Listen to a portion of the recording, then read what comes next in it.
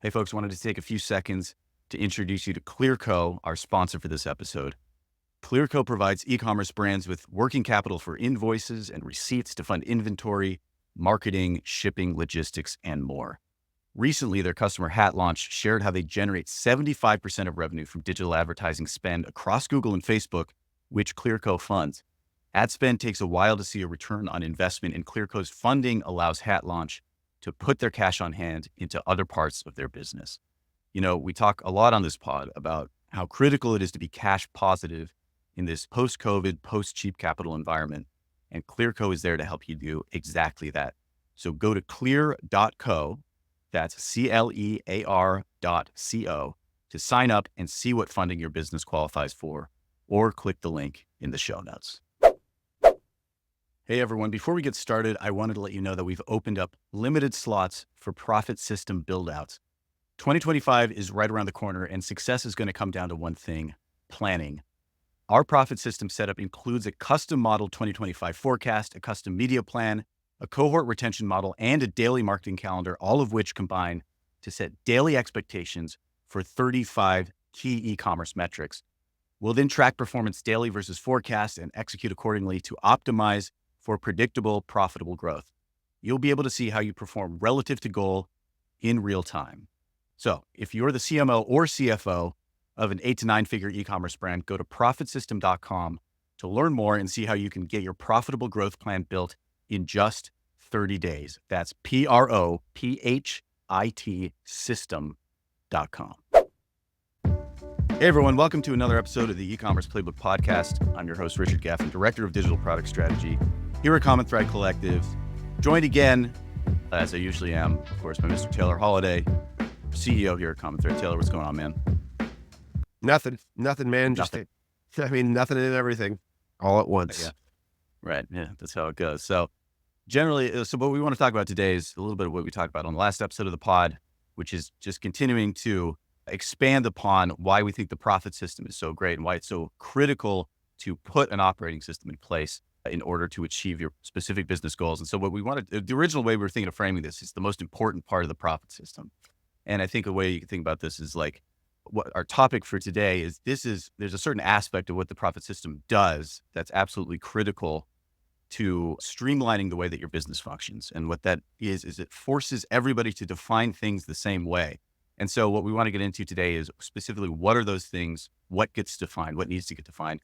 Why is it such an issue for businesses when we come to them? So Taylor, I'll kick it over to you. Why don't you kind of unpack this a little bit more? Yeah, this is going to be not the most exciting part of the system. Maybe there's an episode coming where we talk about the most exciting part of the Prophit System, the most fun part of the Prophit System, but this is the most important. And what the Prophit System does is it's a forcing function for clarity and shared organizational clarity across some really critical metrics of understanding that without clarity, you can't make good decisions on. As we begin to drive towards bottom line outcomes as an industry, there's a level of complexity in that information that goes up exponentially from looking at something as simple as top line revenue. Top line revenue is beautiful in its simplicity. It's really easy. It's one number. But when you begin to pursue bottom line outcomes, you introduce not just one additional number, but like 10 additional numbers to consider along the way.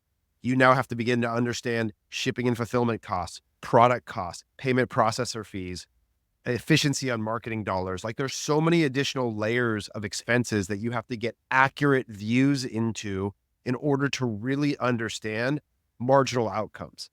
And what happens is that in many cases, this information is not clear in the organization. It is not clear for a million different reasons, because it's systemically spread across multiple places. It's defined differently in different systems. And so the unification of that information into a singular shared set of definitions is an incredibly powerful, but incredibly difficult process. Mm-hmm. Okay, so let's talk about the different, let's say, informational nodes in a business that tend to not be unified. So who is owning different data points? How are they being defined? Yeah. Let's sort of work top to bottom through like the unit economics of a sale and where the information exists in different form factors. So I said at my last sentence I said was that revenue is simple, but it's actually not. It's actually wildly complex because if I use the word revenue or I use the word sales, that actually means nothing it has no shared meaning amongst different people. So we have to speak in more accounting specific terms. And then we have to understand which term or definition each system is reporting. So as an example of that, Shopify causes the problem in this to me primarily because they provide everybody this default view inside of their Shopify dashboard called total sales. Now, total sales is not an accounting term at all. It's a made up revenue definition that is basically order revenue minus returns. Okay.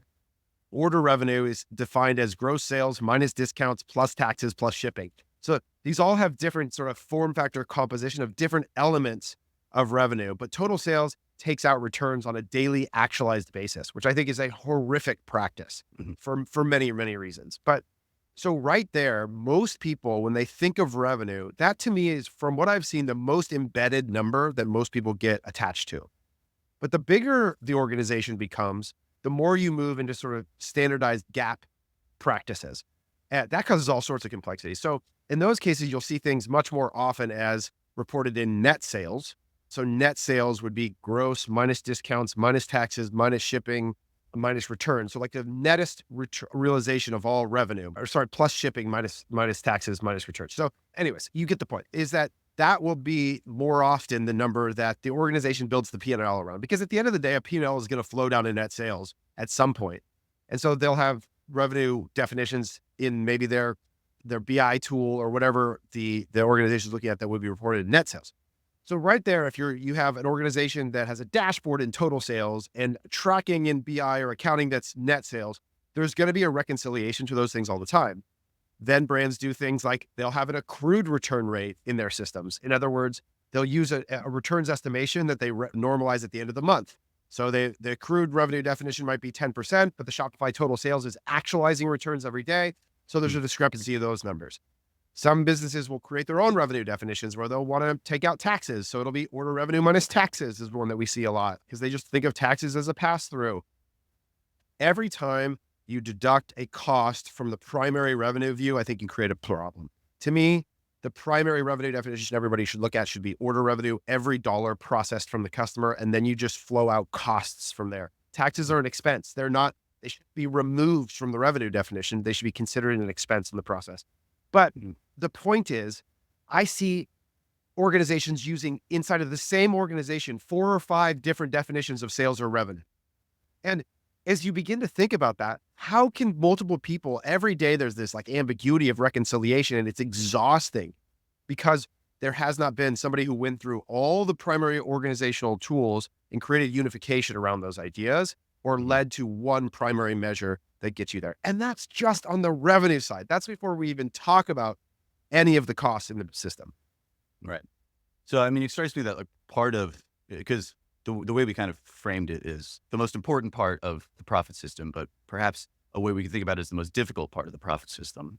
Because what this requires is at least some level of accounting understanding across a number of people who are not expecting to be accountants in their work, including, let's say, maybe talk a little bit about how you bring the execution wing. So let's say the media buyers or whatever into this conversation about like accounting practice, basically. Well, so right away, what's going to happen is that you also have the Facebook platform reports a revenue number that uses to calculate ROAS and it uses to optimize against.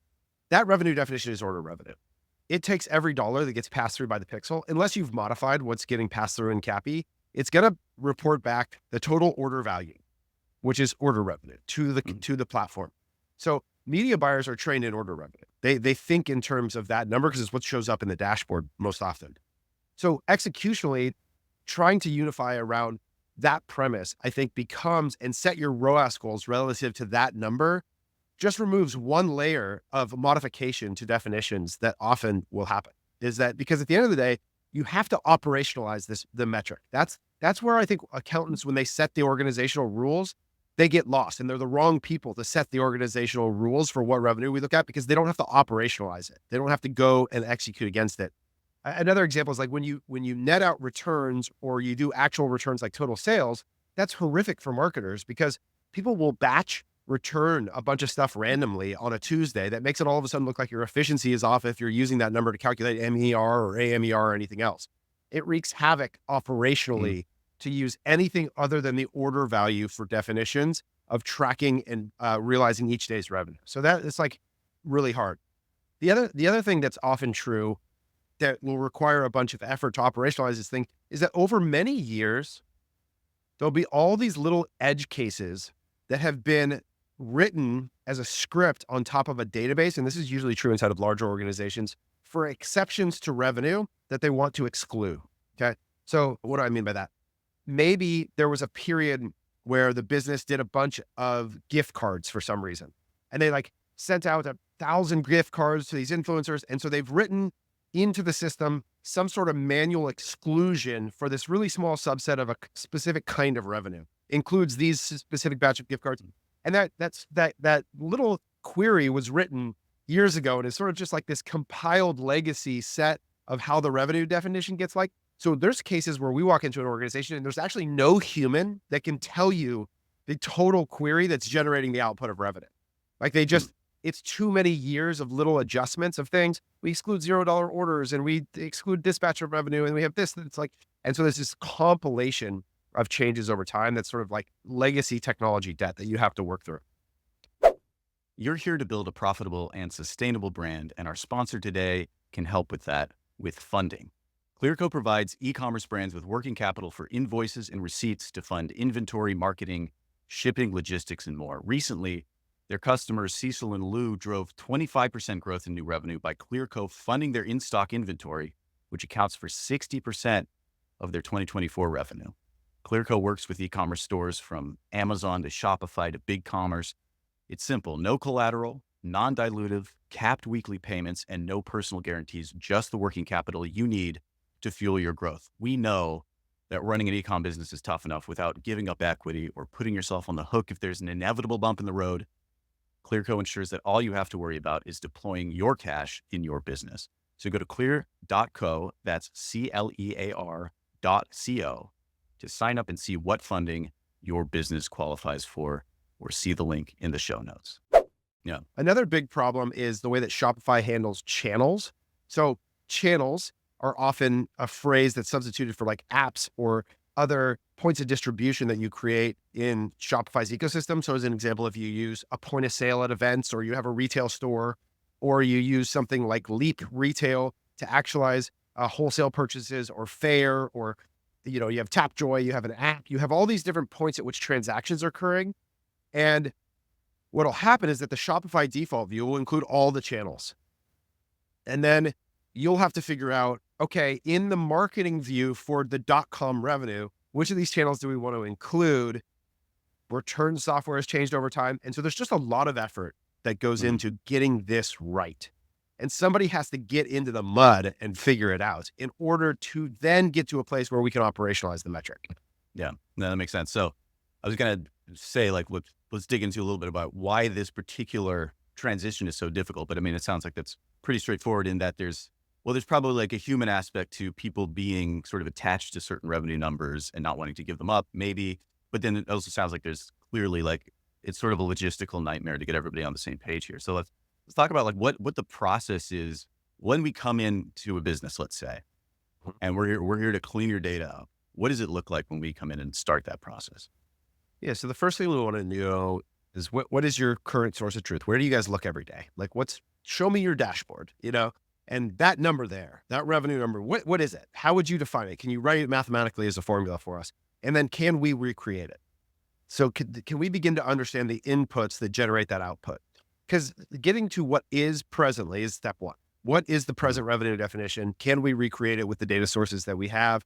Okay, cool. Now we have present data integrity. Now the question of, do we want to change the definition or formula for that calculation at all? That becomes a philosophical discussion that some organizations are open to, some are not. And so we'll work through getting to, okay, now we have a shared philosophical point of view and we have data integrity around that number. And a lot of times, sometimes that's very simple. Sometimes that's like I said, combing through a lot of history of sources. Sometimes there's, for businesses, in particular those that are not on Shopify, and the data is flowing like into a CDP or a custom data lake into a BI tool and there's multiple sources for the gathering of the revenue, that becomes really complicated. But those are definitely the edge cases. If you're on Shopify, it usually is about matching the channels that we're pulling into the revenue, agreeing on the definition of the term, and then recreating the number within some degree of, like, for us, we're not trying to be your accounting system. So if we get to like a tiny percentage error off on a day-to-day basis, cool. We're very close directionally in a way that we can be confident in the decisions that we're making. So where's that? Maybe break down for me how that recreation happens. So they have a certain source of truth. What are we using? We're pulling in using our exactly. tools to So try our to step generate one, the that's same? a great, So we're going to integrate all your data sources into Statless and present back a view. We have in our settings section, we can select from a bunch of different revenue definitions. So you're going to tell us which one you believe that this is. We're going to set our system to report on that view. And we're going to literally pull up day-to-day revenue comparison and go, okay, what do you have? What do I have? What do you have? What do I have? Kevin on our team leads data integration. He makes sure that we get all the clients set up and accurate, and off we go. Gotcha. Okay. So at that point, when we've successfully, let's say, recreated the current present data, so what's the next step then? Because that clearly doesn't resolve everything right away. Like all of a sudden, hey, we're on the same page. Let's go forward. What are the next steps, like organizationally, to kind of spread that So definition out, we're just talking on revenue, right? Now we have to get to the cost side of the business, which is actually the more complicated part of this. So in our system, we're able to absorb unit level costs, because that's what we want. SKU level costs. We want to be able to actually create COGS based on what people actually order. So we're going to then absorb. Hopefully, you're doing a good job with your data integrity in Shopify in terms of every time you create a product, you would assign an existing cost to that SKU, so that we have both the price that it was sold at and the actual unit cost of that product. And I'd say brands are decent at that. They're getting better. They're beginning to understand the importance of that for systems integration more broadly, beyond just Statless, into lots of different systems that want that number to be right. Or we're going to upload a spreadsheet that you have of every unit cost. We're going to match it, and we're going to reconcile at the unit level. Then from there's going to be some adjustment related to shipping, fulfillment, payment processor fees, et cetera, to get to the contribution margin outcome. And again, we're going to go through that same process of like, okay, do you have this sourced somewhere? We're going to comp it against what we have. Do we get to that level of data accuracy to where we feel confident that every day we're able to produce a contribution margin number that aligns within a very small margin of error to what you're seeing as an organization? Like, that's really important, because now, once we know that, now we can begin to think about the efficiency expectations of the media, which is really the point, right? Is that if we are going to help you grow contribution, we actually have to be able to see the number, trust the number, and action against it. Because the difference, and this is really important, because the difference of like 5% of being wrong or right about your marginal outcome has a huge effect on whether or not we're able to drive profit. Let's imagine we have a ROAS that's 2-to-1, and we think the marginal break even is 50%. And so we're like, all right, that's neutral. 50% is neutral. And then you find out that you're off by 5% on the margin side. Now you're creating negative contribution at every order, right? You're deteriorating profit, like very aggressively. And that can be the delta. That small margin error is the delta between the company hitting its financial objectives and not. And so it's really important to get clear here. Really important. Yeah. So what we're getting at though, right, is that, okay, all of that work to get the information right is the starting point. Think about that as the starting point to build a model, right? So now we're going to go model out spend and AMER, and we're going to be able to show you these different points on the curve at which you maximize the contribution margin, maximize lifetime contribution margin, maximize new customer revenue at break even. That model is only useful if the information is right. If we're wrong about the margin, then we're going to build a curve that's going to set you off in the wrong direction. And this is sort of like that classic, like sort of if you're bearing, 90 degrees west, and then all of a sudden you end up 87 degrees, you can end up wildly off course for small marginal deltas. That's this business, is that small inaccuracies in margin lead to really bad outcomes, because in most cases, businesses drive their media down to the absolute marginal threshold. Like that's just like the behavioral norm, is that whatever that maximum expectation is, they're plowing dollars all the way up into that marginal threshold. If you're wrong about that threshold and you're out beyond it, you're in real trouble. And I see that all the time. Yeah, that makes sense. So part of this feels like the definition of, so not only are everybody's definitions different at the beginning of this process, they're not on the same page, they don't fully understand what the goal is. Actually, part of what it sounds like you're saying is that not only that, all of their core definitions or the core goals are actually wrong, because what they don't have is a clear view on contribution margin, which is fundamentally the thing that you're shooting for. Would you say that's true? Like there's not really a clear sense of marginal efficiency. They're just looking at that total revenue number? Yeah, exactly. I think that because it's like sort of the simplest thing to get to, it's the only thing that they feel like they can trust. But the problem is it's wholly insufficient for media management, right? Because media management is all about return on investment, which is fundamentally a value expectation. It's an expectation of the relationship between the cost and the revenue. And so you cannot do media buying. You cannot do it on revenue, not in this era, not in this moment, right? And even in reality, even in an area where you're trying to grow top line revenue, there still has to be a consideration for the relationship between at least the cost of the media and the return on revenue that it's creating. So, and there still has to be when people are trying to grow top line, there still generally is some expectation of the payback period, right? It might be pushing it out further. It might be saying we're willing to take a 1 year payback on this media, but that idea is still a value calculation. It's still an expectation of margin. And in fact, it's even a more complicated calculation because now you have to predict margin in the future, which if you can't even get margin right today, I would really think it is extremely unlikely that you're going to accurately project it for 12 months. Yeah, that makes sense. Okay. So let's then kind of on a practical level then, beyond, of course, signing up for one of our limited profit system spots right now, commonthreadco.com, hit that hire us button. Let us know if you're a brand between 8 and 9 figures. We'd love to talk to you. But let's say you're not in that boat. What would you say is like the practical first step to getting on the same page? Here's what I would do. This is step one. Right now, go to SurveyMonkey, go to whatever survey tool you want. And I want you to think about the 10 most important leaders in your company. Okay. And you're going to send them this survey. Unsolicited. Don't prime them. Okay. Do this. Question 1. What is your primary source of truth for revenue in this company? See what they all say. 2, write a mathematical definition for how you believe that's calculated. 3, what do you believe the gross margin is on our revenue? Okay. 4, what is the contribution margin of our revenue? 5, what is the operating profit percentage of our company? See how varied your answers are amongst the 10 key leaders in your organization. Okay. And if they all come back with varying definitions, that will illustrate to you just how big this problem is. And I would say the more varied the responses are, the bigger issue you've got, because those are the people making the decisions every day inside of your organization about how to drive towards the financial outcome you desire. And until all 10 of them say the same thing, and this is a very hard thing to do, you have to beat them over the head repeatedly. You have to cover it in meetings. You have to say it over and over and over and over and over again, and you're not allowed to change it, because when you change it, then all of a sudden you create confusion. So you have to stick with it for a long time. So this is like that. That's how I would go out and first to assess for yourself, do I have a problem? Do I have clarity around this key idea or not?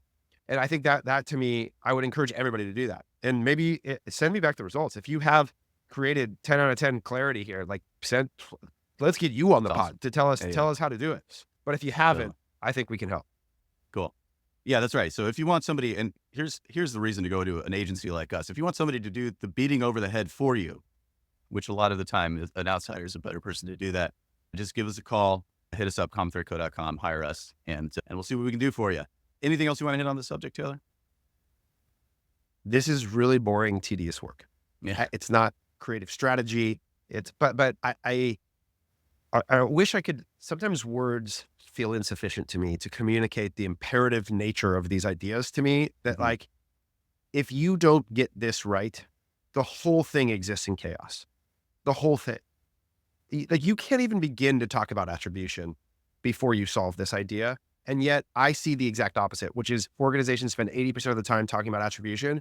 And meanwhile, nobody actually has any idea what the underlying gross margin of the business is, or it changes so frequently, or it's being reconciled backwards constantly. And so nobody's actually capable of making a good decision because the underlying architecture of the information is broken. This is the foundation. In e-commerce, this is the foundation. The unit economics, clarity of the unit economics of your business is the foundation of good decision-making. Build that foundation first. That's right. All right, folks. Appreciate you listening. We will talk to you again next week. Take care.